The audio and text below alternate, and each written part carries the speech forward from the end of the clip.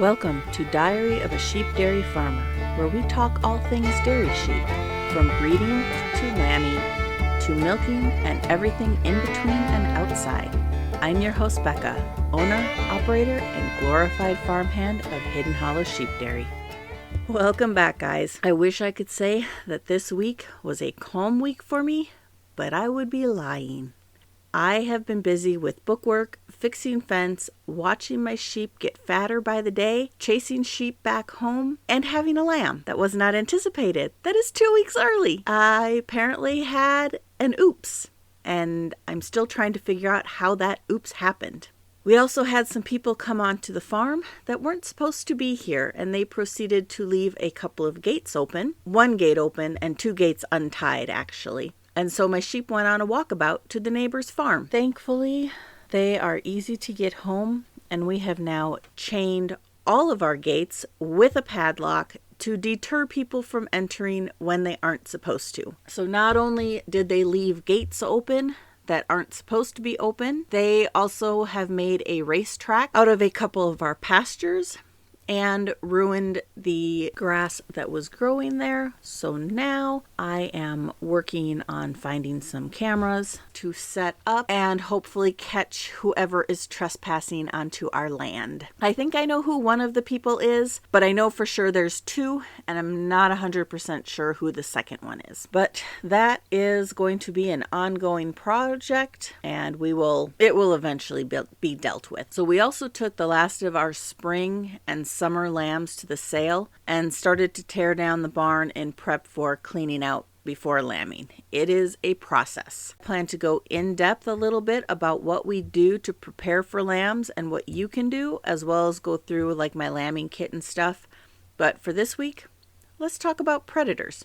It's kind of been on my mind just due to the trespassing issue we've had, and thankfully they haven't brought any dogs over that have been getting into my sheep, but that is always a concern when people come onto your property. It's not a fun subject, and no one wants to admit that their sheep were killed by a wolf, coyote, fox, or eagle. Yeah, I said eagle. I would have never thought that eagles were an issue with sheep until 2021, when we lost 123 lambs to a breeding pair of bald eagles and their 2 babies. It was a free-for-all, and I ended up losing. It took way too long for us to figure out what was killing our lambs, and when we did figure it out, no one wanted to believe us. When we first found our lambs that had like little BB-size holes in them, we thought we've got a couple of not so great neighbor kids that we thought maybe had been out taking pot shots at our sheep because they're those kind of people. It wasn't. It was the eagles. And 3 years later, we are still fighting the government over compensation for the lambs. We have been paid, but only for 12 of the 123 lambs. That's the government for you. Once we went public with our lambs killed by eagles, I couldn't believe how many people, especially in Washington and Oregon, commented on how bald eagles were a huge problem for their lambs there. We ended up having to change how we do things when it comes to lambing. In the past, we always put moms and lambs out on pasture once they hit about 6 weeks old. We can no longer do that. It's just ringing the dinner bell for the bald eagles to swoop down and kill the little lambs.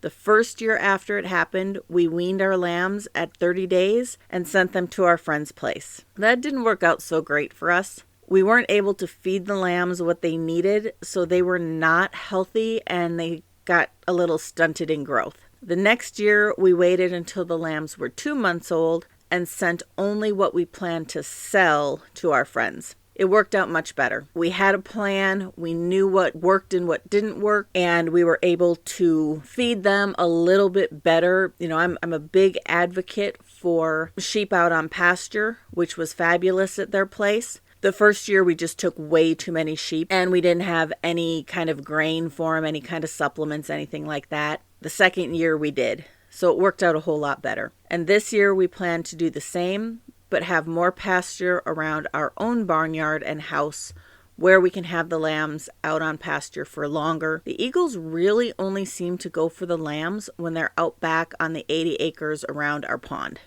It's been a learning experience, no doubt.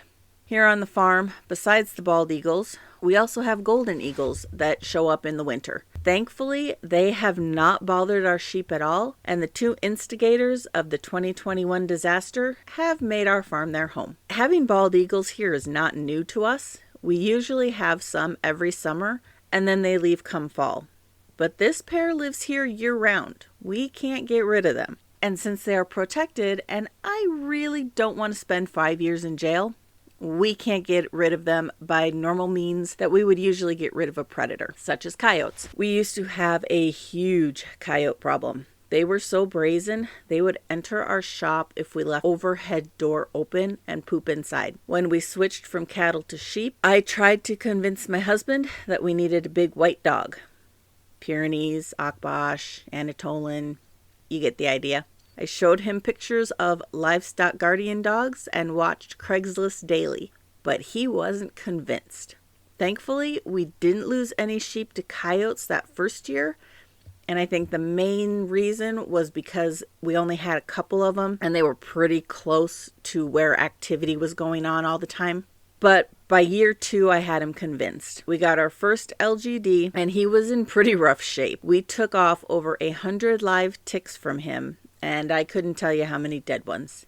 He got a bath and the full treatment of dewormer, flea and tick care, and even a shave, which normally we wouldn't do, but he needed it. For our first LGD, he was the best. I always knew when a ewe was lambing because he would jump the fence and lay beside her, watching and protecting. When he died, I was devastated. We had 2 other guardians by the time he passed, but they just weren't the same. He was the one who got rid of the coyotes. In one summer, he took out a whole group of them. And it wasn't until this year when they returned. 8 years without coyotes is a pretty good run. And I think the only reason they showed back up this year is because his replacement died this past summer. So what other predators can we expect when we have sheep? Foxes, they seem to be a pretty big one. Thankfully, they won't usually take a bigger sheep, but they are hell on lambs. Foxes are pretty wily, and most of the time, you won't know they are there until it is too late and you have lost lambs. How about wolves? If you're lucky, you don't have an issue with wolves. We thankfully don't, but I know other sheep farmers who have issues with wolves who run their sheep in the mountains. How about bears, bobcats, and mountain lions? Of the 3, we have had 2 of those on our farm before. The mountain lion was years ago when we still had cattle. We never actually saw it, just its tracks. And thankfully, we didn't lose any of our animals. We're pretty sure it was just passing through. It didn't actually make its home here. And this year, we had our first bobcat on the farm. I've only seen him once this summer, but we found tons of tracks. Hopefully he'll move on by spring. Bears have never been an issue here, and I hope they never are. We don't actually really live in bear country, but I do know people that do, and you can keep your bears, thank you. So what can you do to combat these predators? The obvious answer would be just shoot them. But that opens a whole nother issue. Here in Idaho, you need a permit to hunt or trap many things, including predators like wolves, bears, bobcats, and mountain lions, even if they are taking out your livestock. Now, you could get the USDA, United States Department of Ag, or APHIS, which is the Animal and Plant Health Inspection Service, involved and see if they will help you remove the problem. I will tell you from my own experience, they won't do anything for bald eagles or any other federally protected animal, which is why we are still dealing with our breeding pair of bald eagles on our property and doing our best not to feed them our lambs. If you don't want to hunt or trap the predators, I suggest a livestock guardian dog. Now granted, our LGDs are worthless when it comes to the bald eagles, but they don't hesitate to jump at hawks and smaller birds of prey. I have actually seen them track the golden eagles that show up in the winter, so I'm not sure if the bald eagles intimidate them for some reason, or if they too don't want to spend 5 years in jail for taking them out. But for other predators, they are great. Like I said, before our LGDs, we had a huge coyote problem, and it went away when we got our livestock guardian dogs. This year was a rare exception to the coyotes, but our remaining 2 dogs have dealt with the issue. They are great for chasing down raccoons that have gotten into our chickens, otters that have gotten into our fish pond, foxes and coyotes that have crossed our property. I would really like to get another bonded pair for our sheep, but I'm not sure how that will fly with my husband. He's pretty content with the ones we have right now. Doesn't seem to matter what kind of livestock you have. Sheep, goats, cattle, horses, chickens, pigs, predators will always be an issue. In a perfect world, we wouldn't have to worry about protecting our animals from outside trouble. It would be easily dealt with. It's times like these, reflecting on what went wrong and what could have gone wrong, that I envy those who house their animals inside all the time. In time, you will come to understand how big of an advocate I am for pasturing your sheep. Do I realize that isn't possible for everyone? Of course. But because I have dealt with sheep in both a barnyard setting where they are confined and out in pasture where they have acres and acres to roam, and seen the difference in growth, temperament, and overall health of the sheep, I will always advocate to put my sheep on pasture even when I have to deal with the predators. Dealing with predators is a downside to having animals. The first year we had chickens, they got wiped out by a family of raccoons.